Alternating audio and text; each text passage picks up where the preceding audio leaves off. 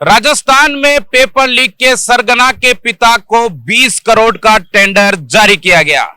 दरअसल वरिष्ठ अध्यापक और सब इंस्पेक्टर भर्ती सहित कम से कम 10 पेपर मामलों में अपराधी रहे सुरेश ढाका के पिता को खान विभाग ने बजरी खनन के लिए 20 करोड़ का टेंडर पास किया है। नमस्कार, मैं सचिन गुप्ता और आप देख रहे हैं गोल्डन हिंद न्यूज।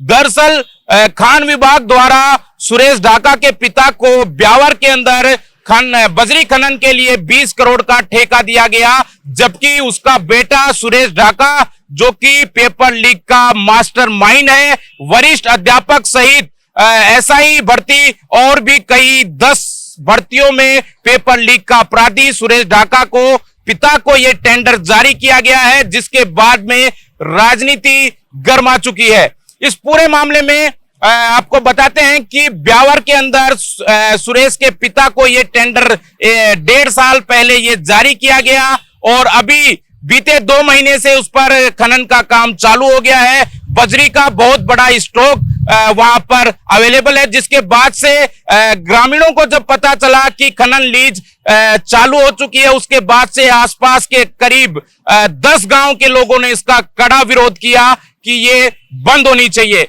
साथ ही आपको बताते कि जो सुरेश ढाका है उस पर एसओजी ने लुकआउट नोटिस भी जारी कर रखा है। 1 लाख का इनाम उस पर जारी कर रखा है और उसके खिलाफ पेपर लीक अपराध के कई मामले पहले से ही दर्ज हैं।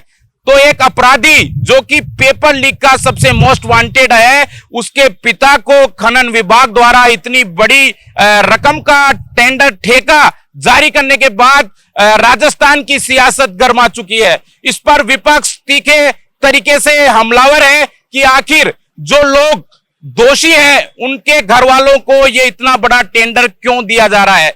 साथ ही एसओजी ने सुरेश ढाका के घर पर और खनन पर भी, खान पर भी छापेमारी की है। उनको एसओजी को लगता है कि जो खान विभाग का जो ठेका चल रहा है इसके अंदर पेपर लीक के पैसे लगे हुए हैं। साथ ही एसओजी को यह भी शक है कि सुरेश ढाका के परिवार के अलावा भी इस ठेके पर और भी लोग शामिल हैं, जिनका पता लगाने की कोशिश एसओजी कर रही है।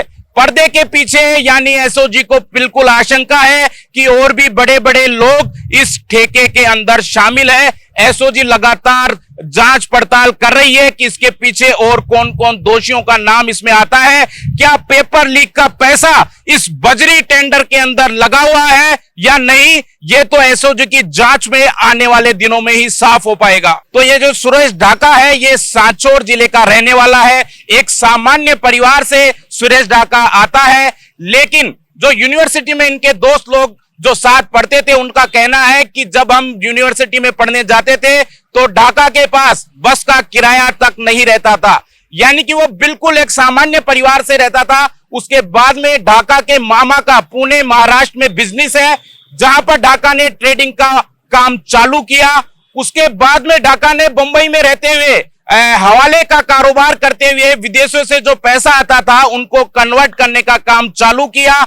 बाद में मुंबई पुलिस ने मनी लॉन्ड्रिंग का केस चालू किया, जिसके अंदर सुरेश ढाका का नाम पाया गया। उसके बाद में ढाका जयपुर आता है और जयपुर आकर जो यूथ कांग्रेस का चुनाव था उसे उसकी वेबसाइट को हैक करने के लिए उसने पैसों की डिमांड कुछ कांग्रेस नेताओं से की थी, लेकिन बाद में कांग्रेस ने यह चुनाव सस्पेंड कर दिया, बर्खास्त कर दिया। और उसके साथ ही वहीं जून 2022 में सुरेश ढाका ने यह जो एसआई पेपर भर्ती लीक और जो वरिष्ठ अध्यापक के पेपर जो लीक हुए उनके अंदर मुख्य आरोपी था, वो वहीं से पेपर लीक का कारोबार गोरख धंधा उसने चालू किया।